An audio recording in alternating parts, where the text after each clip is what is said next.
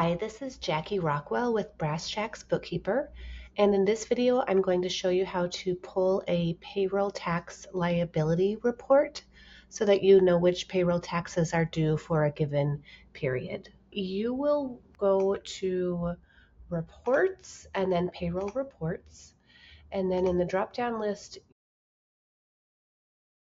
it's down here, Company Tax Summary. And then it does look like it's blank, so then you're going to want to set the period and then click View Report. And so now you can make it a little bigger and kind of see here.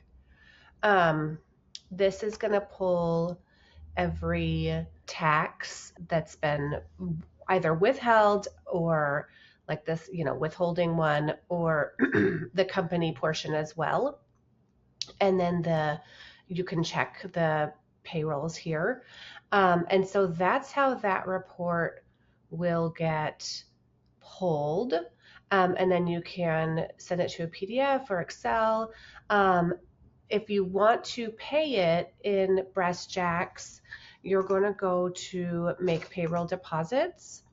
And then I'm not sure what the dates were on that. I think they were like April and May, so just put